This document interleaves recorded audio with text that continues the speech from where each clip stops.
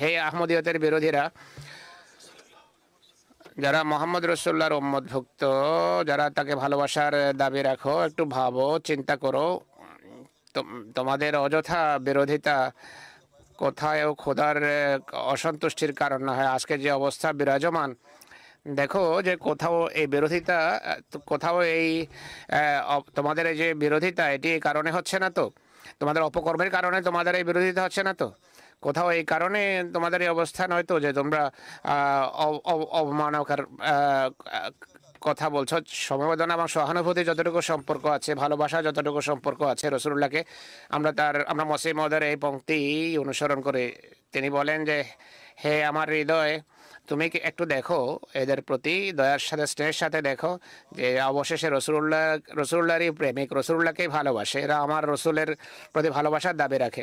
তো এই দৃষ্টিকোণ থেকে আমরা সব মুসলমানকে ভালোবাসি, তাদের উন্নতির জন্য, অগ্রগতির জন্য দোয়া করি এবং যতটুকু চেষ্টা করা সম্ভব করি এবং তাদের জন্য আমরা শুভ কামনা করি, তাদের জন্য দোয়া করি। কিন্তু তারাও তো বিবেক খাটাক।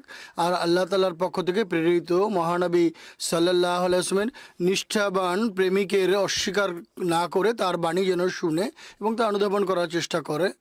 কুফরের ফতোয়া প্রদানের ক্ষেত্রে তাড়াহুড়ো না করবে না। যা হোক, আমরা এই মুসলমানদের প্রতি ভালোবাসা দাবি করতে থাকবো।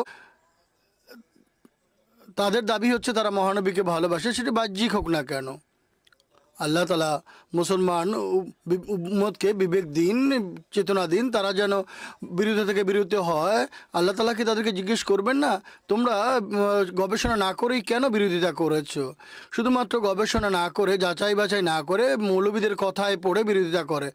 আর মৌলবীরাও পড়তে চায় না, অভিনিবেশ করতে চায় না। যদি অভিনিবেশ করতো, তারপর যদি দেখতো এই দাবিকারকের কোনো বক্তব্যের মধ্যে কোনো অবমাননা কিছু আছে কি, এই অভিনিবেশের পর যদি তারা তার বক্তব্য বুঝতে না পারতো, তারপর যদি বিরোধিতা করতো, তারপর তাদের উচিত ছিল আহমদীদের কাছে জিজ্ঞেস করা। এরপরও যদি তোমরা দেখতে পেতে যেসব কথা অবৈধ বা অন্যায় এবং কোরআন ও হাদিস এবং শরীয়ত এবং মহানবী সাল্লাল্লাহু আলাইহি ওয়াসাল্লামের শিক্ষা পরিপন্থী, তাহলে তোমরা বিরোধিতা করার অধিকার রাখতে। কিন্তু তোমরা আমাদের হৃদয় চিরে দেখেছো কি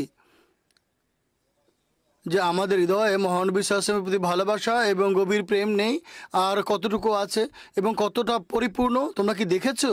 যে আমরা তার শেষ শরীয়তের উপর কত বেশি ঈমান রাখি? তোমরা কি দেখেছো যে আমরা পবিত্র কোরআনের প্রতিটি আদেশের উপরে আমল করার চেষ্টা করি এবং এর উপরে দৃঢ় বিশ্বাস রাখি? তোমরা কি দেখেছো যে আমরা আল্লাহ তাআলার তৌহিদকে সমগ্র বিশ্বে প্রতিষ্ঠা করার জন্য সর্বাত্মক চেষ্টা করছি? অতএব কিছুটা তো চিন্তা করো, কিছুটা তো পরিধান করো। আল্লাহ তাআলা মুসলমানদের বিবেক বুদ্ধি দিন, তারা যেন এভাবে চিন্তা করতে পারে। আর আমাদেরকেও তৌফিক দিন, আমরা যেন এই নবীর অনুসারী হওয়ার দাবি আমরা যেন প্রত্যেক আমল দ্বারা প্রমাণ করি। হযরত মসিহ মাউদ আলাইহিস সালাতু ওয়াস সালাম যেসব কথা বলেছেন এবং এছাড়া অন্যান্য আরও অনেক জায়গায় ব্যাখ্যা করেছেন, এবং রাসূলুল্লাহ সাল্লাল্লাহু আলাইহি ওয়াসাল্লামের প্রতি তার যে ভালোবাসা, তার প্রতি যে প্রেম ছিল, এটি যেন আমাদের মধ্যে আরও বাড়তে থাকে। এগুলি যেন বলি সর্বস্ব দাবি না হয়। আমরা হযরত মসিহ মাউদ আলাইহিস সালামকে যে মেনেছি, আমরা যেন এই মানার দায়িত্ব যথাযথভাবে পালনকারী হই আর মহানবী সাল্লাল্লাহু আলাইহি ওয়াসাল্লামের প্রতি ভালোবাসা সেই মান প্রতিষ্ঠা করি যা সর্বোত্তম মান। আমরা আত্মবিশ্লেষণ যেন করতে থাকি, আত্মজিজ্ঞাসা যেন করতে থাকি। যা হযরত মসিহ মাউদ সাল্লামের আবেগ অনুভূতি ছিল, সেই আবেগ এবং অনুভূতি আমাদের হৃদয়ে আছে কি? আল্লাহ তাআলার তৌহিদ পৃথিবীতে প্রতিষ্ঠা করার জন্য সেই চেষ্টা করুন যার দাবি আমাদের কাছে করা হয়েছে এবং যেটি করার দায়িত্ব।